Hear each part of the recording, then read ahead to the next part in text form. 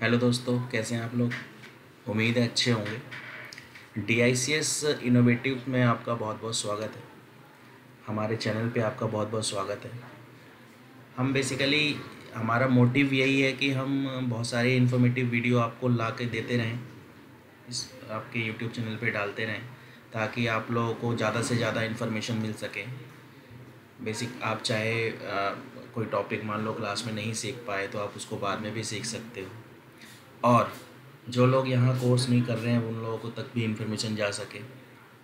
इसके लिए बेसिकली आज मैं एक टॉपिक लेकर के आया हूँ जिसको बोलते हैं ग्राफिक डिज़ाइनिंग। ग्राफिक डिज़ाइनिंग का बहुत बड़ा रोल है डिज़ाइनिंग में, और ग्राफिक डिज़ाइनिंग कई लोगों को पता ही नहीं है कि ग्राफिक डिज़ाइनिंग होता क्या है। मैं आपको ये सब चीज़ें बताने वाला हूँ आज। देखो, ग्राफिक डिज़ाइनिंग में क्या है कि बेसिकली हम डिज़ाइन से रिलेटेड बात कर रहे हैं। डिज़ाइंस का मतलब होता है कोई भी डिज़ाइन, चाहे वो आप अपने फैब्रिक्स पे देख लें, अपने कपड़ों पे देख लें, अपने डेली यूज़ पे देख लें। कोई भी चीज़, कोई भी प्रोडक्ट, चाहे वो आपकी मेडिसिन हो, चाहे कोई बॉक्स की डिज़ाइनिंग हो, शूज़ हो, टी शर्ट हो, इससे रिलेटेड जो डिज़ाइंस बनते हैं, आप लोग देखते हैं इन चीज़ों पे डिज़ाइंस बने हुए होते हैं। ये सारे डिज़ाइन ग्राफिक डिज़ाइनिंग का ही पार्ट है। और यहाँ पे बहुत सारे सॉफ्टवेयर्स हैं ग्राफिक डिज़ाइनिंग को क्रिएट करने के लिए। अब इसकी जो बेसिक चीज़ें हैं, सबसे ज़्यादा बेसिक यानी कि स्टार्टिंग से लेकर अब तक जो भी चीज़ें इसमें आती हैं मैं आपको सारी बताता हूँ। देखो, ग्राफिक डिज़ाइनिंग में ना कुछ पार्ट्स होते हैं, टाइप्स होते हैं। जैसे मैं आपको बताना चाहता हूँ कि दो तरीके के ग्राफिक्स होते हैं। एक होता है वेक्टर, एक होता है रास्टर, जिसको हम बिटमैप भी बोलते हैं। वेक्टर डिज़ाइनिंग का मतलब होता है ऐसे ग्राफिक्स जो लाइन और कर्व के थ्रू बने। लाइन एंड कर्व मतलब मैथमेटिकल शेप्स, यानी कि सर्कल, रेक्टेंगल, ट्रायंगल, जो मैथमेटिकल शेप्स होती हैं उनसे बने हुए ग्राफिक्स को बोलते हैं वेक्टर ग्राफिक्स। और एक ग्राफिक का टाइप होता है जिसको हम बोलते हैं रास्टर ग्राफिक या बिटमैप ग्राफिक्स। बिटमैप और रास्टर एक ही बात है। कभी आपसे इंटरव्यू में सवाल पूछ लिया रास्टर क्या होता है, आपसे पूछ लिया बिटमैप क्या होता है, तो बिटमैप और रास्टर एक ही चीज़ है, ये ध्यान रखना। इसमें क्या है कि इस जैसे कुछ ग्राफिक्स होते हैं लाइक इमेजेस। हम इमेजेस का एक सीधा सीधा एग्जांपल ले लेते हैं। इमेजेस में क्या होता है कि पिक्सल्स होते हैं। आप कभी भी देखोगे ना, इमेजेस को आप जूम करोगे, एक लिमिट के बाद उनकी क्वालिटी रिड्यूस होने लग जाती है। बहुत ज़्यादा जूम कर दोगे, पिक्चर ब्लर हो जाएगी, उसके पिक्सल्स नज़र आने लग जाएंगे, जिसको हम बोलते हैं पिक्सल फट गए। एक्चुअल में पिक्सल्स कभी फटते नहीं हैं, पिक्सल्स नज़र आते हैं, पिक्सल आपको दिखने लग जाते हैं। तो दिखने लग जाने का मतलब हो गया कि एक इतनी डेप्थ में चले गए आप कि उसका एक कलर का डॉट आपको नज़र आने लग गया। इसका मतलब पिक्सल एक तरीके का स्क्वायर डॉट होता है जो क्या करता है कि कलर की इन्फॉर्मेशन को स्टोर करने के काम आता है। कलर की इन्फॉर्मेशन क्या होती है? कलर की इन्फॉर्मेशन का मतलब होता है कलर शेड।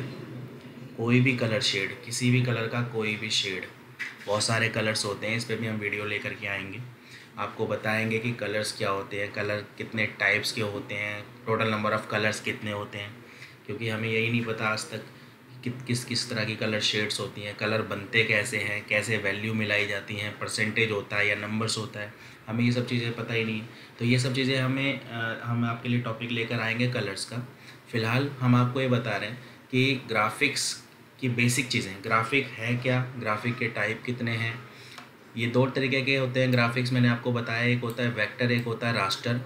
वेक्टर वो होते हैं जो लाइन एंड कर्व से बनते हैं, और रास्टर वो होते हैं जो पिक्सल्स के थ्रू बनते हैं। मैं आपको कॉरल पे लेके चलता हूँ। सबसे पहले कॉरल ड्रॉ पे डिज़ाइनिंग आपको बताते हैं स्टार्टिंग में करना क्या होता है। बिल्कुल बेसिक चीज़ बता रहा हूँ मैं आपको आज। तो कॉरल ड्रॉ पे आने के बाद आपको करना है, न्यू डॉक्यूमेंट लेना है, एक नया डॉक्यूमेंट क्रिएट करना है, जिसके ऊपर आप न्यू डॉक्यूमेंट पे क्लिक करोगे। यहाँ पर न्यू डॉक्यूमेंट पे क्लिक करने के बाद हमसे ये पूछता है, यहाँ पर प्रॉपर्टीज़ में आता है कि आपको पेज का साइज़ क्या लेना है। पेज का साइज़ बाय डिफ़ॉल्ट A4 आ रहा है यहाँ पर। अब बहुत सारे लोगों को यही नहीं पता A4 क्या है। हम बोल तो देते हैं कि हाँ वो फ़ोटोकॉपी वाला पेपर होता है, वो A4 होता है, बोल तो देते हैं, लेकिन हमें ये नहीं पता कि उसका साइज़ क्या होता है। तो इन सब चीज़ों को समझाया जाता है क्लास में, आपको बताया जाता है कि इस तरह से इस पेज का साइज़ लिया जाता है। पेज के साइज़ आपको जिस यूनिट में समझ में आया वो यूनिट ले लो यहाँ से।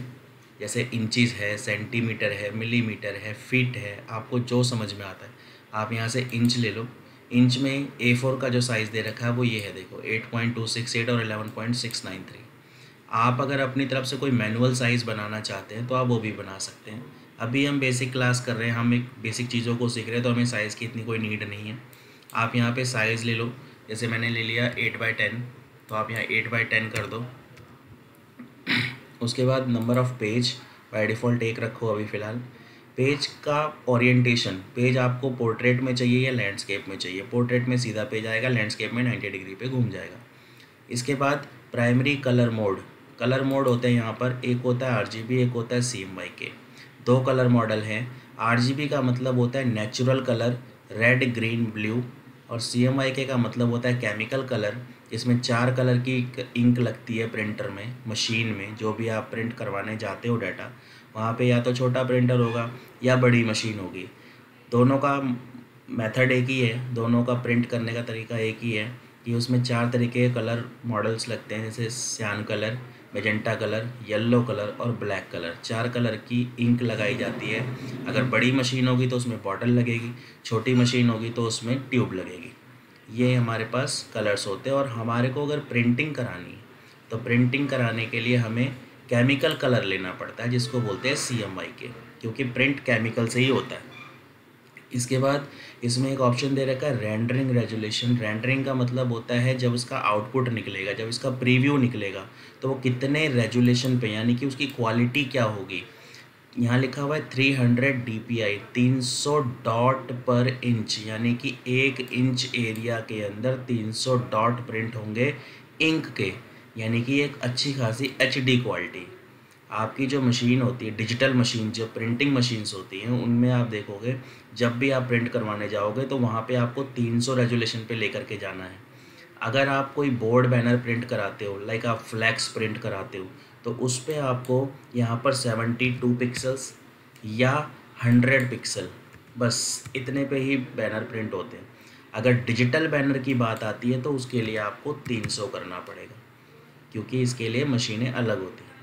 इसके अलावा प्रीव्यू मोड एनहेंस्ड होता है। एनहेंस्ड का मतलब होता है एक आपका एक्चुअल प्रीव्यू। उसके बाद आप ओके कर दोगे, आपका पेज क्रिएट हो जाएगा।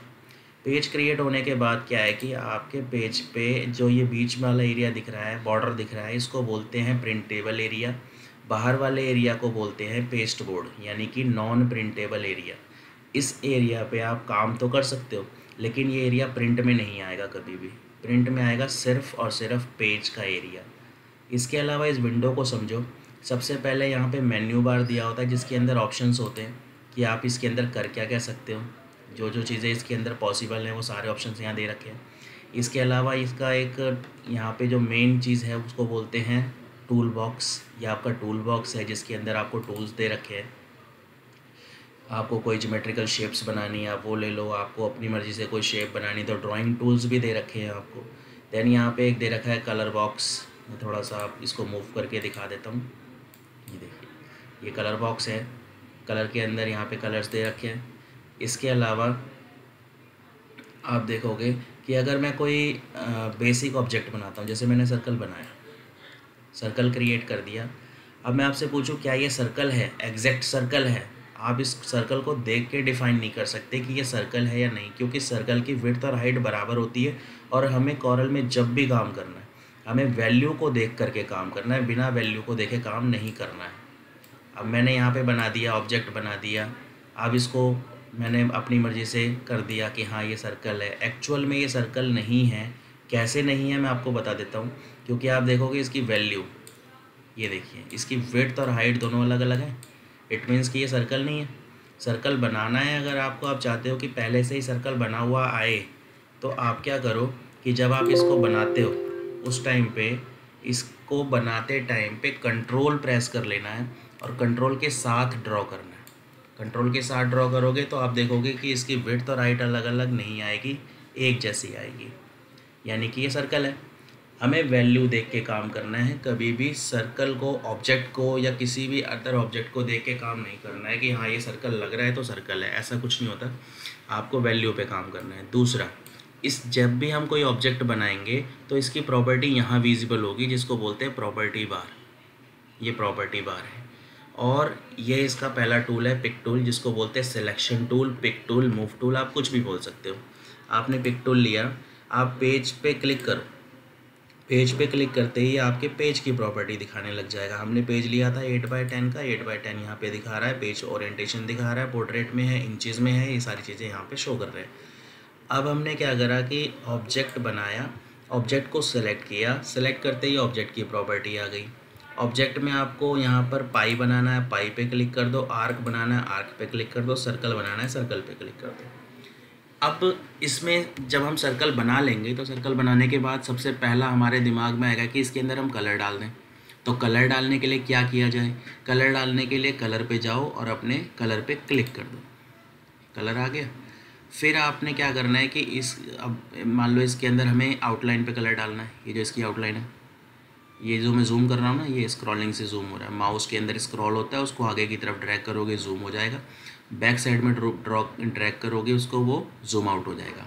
मैंने इसको ड्रैग कर दिया और इसकी आउटलाइन शो हो रही है। अब इसकी आउटलाइन पे अगर कलर डालना है तो आपको कुछ नहीं करना, कलर पे ही जा करके राइट क्लिक कर देना है, यानी कि left click to fill colour, right click to outline colour, ये इसका मेथड है। इसके अलावा इसमें मान लीजिए अब इसकी डुप्लीकेट कॉपी क्रिएट करनी है, तो इसी ऑब्जेक्ट की डुप्लीकेट कॉपी क्रिएट करने के लिए कंट्रोल डी प्रेस करना है आपको। आप कंट्रोल डी प्रेस करोगे, ये इसकी डुप्लीकेट क्रिएट कर देगा। ये देखो, डुप्लीकेट करने के बाद मैंने उठा के इसको यहाँ रख दिया। यहाँ रखने के बाद अब आप कंट्रोल डी अगेन करो, जिस पोजीशन पे मैंने रखा था ये उसी पोजीशन पे कॉपी होके गया कंट्रोल डी करने के बाद। क्योंकि जब हम एक बार कॉपी करके डायरेक्शन दे देते हैं, उसके बाद मैं जितनी बार कंट्रोल डी प्रेस करूँगा ये उसी डायरेक्शन में रिपीट होगा। अगेन कंट्रोल डी करके देखो, ये उसी डायरेक्शन में जा रहा है। ये होता है आपका कंट्रोल डी का प्रोसेस, जिसमें हमें पोजीशन भी देनी पड़ी, उठा करके मूव करना पड़ा। अगर हम चाहते हैं कि इसके इनसाइड या आउटसाइड कॉपी है, तो आपने क्या करना है कि कभी भी किसी भी ऑब्जेक्ट को, चाहे वो टेक्स्ट हो चाहे ऑब्जेक्ट हो, आपको एक साइड से या किसी एक पॉइंट से उसको छोटा या बड़ा नहीं करना है। आपने शिफ्ट प्रेस करना है और शिफ्ट के साथ कॉर्नर पे जब आप जाओगे तो ऐसे एक क्रॉस का साइन आ जाएगा। इस साइन को पकड़ के आप इसको स्केल डाउन या स्केल अप कुछ भी करोगे तो वो इक्वल बैलेंस में चारों तरफ से होगा। मैंने इसका साइज़ छोटा किया और इसका साइज़ छोटा करके मान लीजिए यहाँ कॉपी करनी है, तो कॉपी करने का एक फंडा तो मैंने बताया कि कंट्रोल डी से हो जाएगा। दूसरा फंडा ये है कि आप इसका साइज़ रिड्यूस या इंक्रीज़ करके राइट क्लिक कर दो, यानी कि drag and drop with right click to create duplicate copy.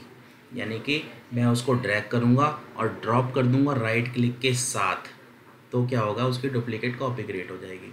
अब आप यहाँ पे इसी प्रोसेस को रिपीट करना चाहते हो तो press control D control D control D करते चले जाओ, वो उसी सीक्वेंस में उसको रिपीट कर देगा। इसके अलावा अगर मैं कोई इलिप्स बनाता हूँ, इलिप्स का मतलब होता है ओवल, लाइक दिस। अब मैंने ये ओवल बना दिया, अब मुझे इसको रोटेट करना है। रोटेट करने के लिए क्या करो कि इसके सेंटर में क्लिक करो। सेंटर में क्लिक करने के बाद कॉर्नर पे रोटेशन पॉइंट आ जाएंगे, रोटेशन पॉइंट को पकड़ो और मूव कर दो, मूव हो गया। इसके अलावा मैं चाहता हूँ कि इसका सेंटर पॉइंट स्पेसिफिक पोजीशन पे चला जाए, तो मैंने इसका सेंटर पॉइंट उठाया, यहाँ रख दिया। अब इसको मूव करो, ये देखो, इस तरीके से हम इसको रोटेट कर सकते हैं। अब मैंने इसको रोटेट करके यहाँ रखा और राइट क्लिक कर दिया, राइट क्लिक से डुप्लीकेट क्रिएट हो गई।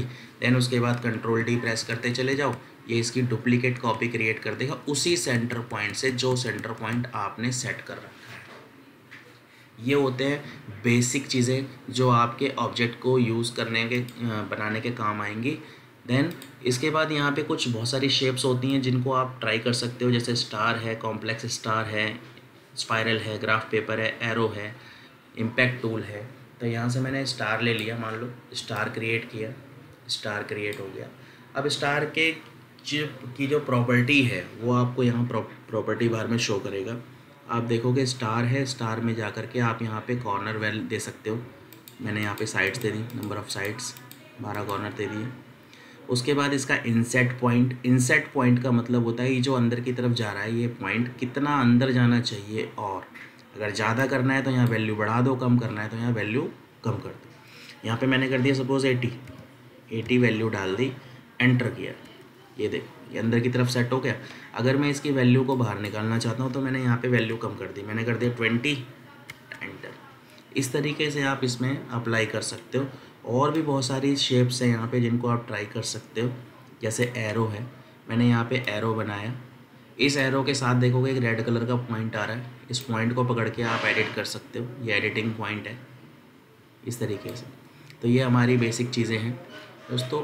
उम्मीद है आपको ये चीज़ पसंद आई होगी। बहुत ही बेसिक चीज़ मैंने आपको बताई है जो कॉरल ग्राफिक डिज़ाइनिंग के स्टार्टिंग में कॉरल में हम आपको बताते हैं।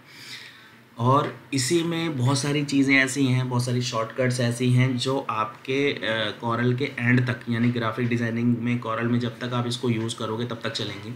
और ये बेसिक टू एडवांस सारी शॉर्टकट्स हैं जो आपके ऑब्जेक्ट को बनाने के लिए यूज़ होती हैं, उसको क्रिएट करने के लिए यूज़ होती है। उम्मीद है आपको वीडियो बहुत पसंद आई होगी। Thank you so much. हमारे चैनल को सब्सक्राइब कर देना, लाइक कर देना, बस यही उम्मीद है। बाकी आप लोगों को इन्फॉर्मेशन मिल जाए तो बहुत अच्छी बात है, आपके काम आ जाए तो इससे अच्छी बात कुछ हो नहीं सकती। Thank you so much.